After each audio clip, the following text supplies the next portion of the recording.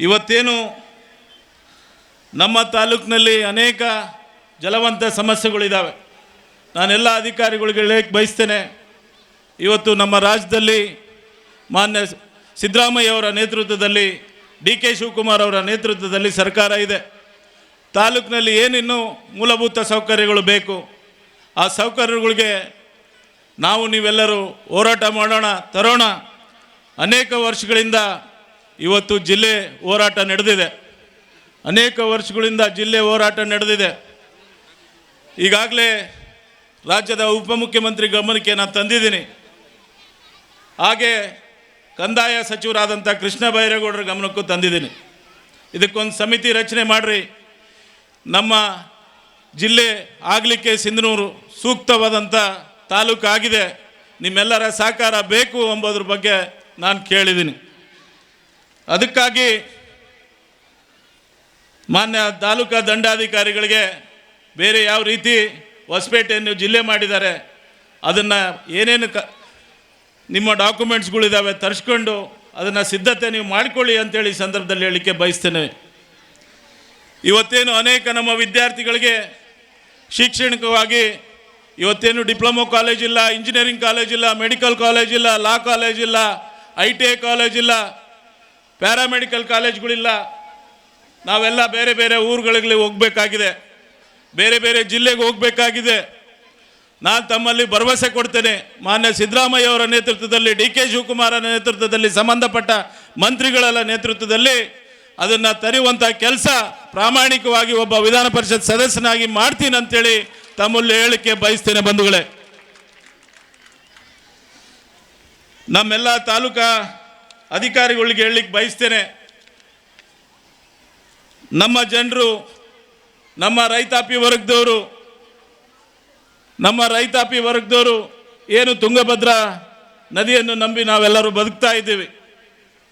ಇವತ್ತು ಸುಮಾರು 70% ಜನ ನಾವೆಲ್ಲ ರೈತಾಪಿ ವರ್ಗದವರಿದ್ದೀವಿ.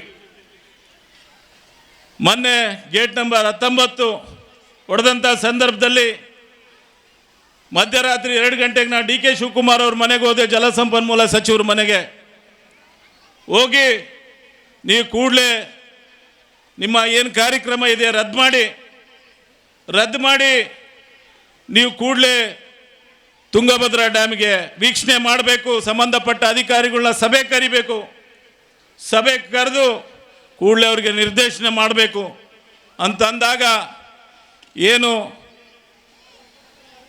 ಹಿಂದೂಸ್ತಾನ್ ಕಂಪನಿ ಮತ್ತು ನಾರಾಯಣ ಅಂತೇಳಿ 2 ಕಂಪನಿಗಳನ್ನ ಏನು ಹಿಂದೆ ಗೇಟ್ ಮಾಡಿರ್ತಕ್ಕಂಥದ್ದು 70 ವರ್ಷದಲ್ಲಿ ಮೊದಲೇದಿದು ಈ ರೀತಿ ಸಂಭವ ಆಗಿರ್ತಕ್ಕಂಥದ್ದು.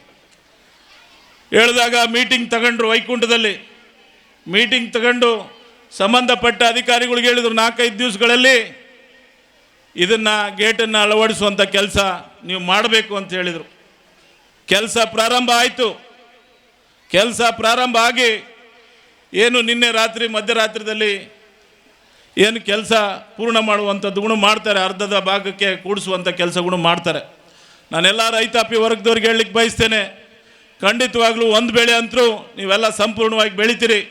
ಆ ಭಗವಂತನ ಆಶೀರ್ವಾದ ನಮ್ಮ ಸಿಂಧನೂರು ತಾಲೂಕಿನ ಎಲ್ಲ ರೈತರ ಆಶೀರ್ವಾದದಿಂದ ಆ ಮಳೆರಾಯ ಬರ್ತಾನೆ, ಮತ್ತೆ ಡ್ಯಾಮ್ ತುಂಬುತ್ತೆ, ನೀವು 2ನೇ ಬೆಳೆಗೂ ಬೆಳಿತೀರಿ ಎಂಬ ಭರವಸೆ ನನಗಿದೆ. ಆ ನಂಬಿಕೆ ಸಂಪೂರ್ಣವಾಗಿ ಈಡೇರುತ್ತೆ. ಯಾರು ರೈತರು ಎದೆಗೊಂದಬಾರ್ದು, ಯಾರು ರೈತರು ಹೆದರಬೇಡಿ.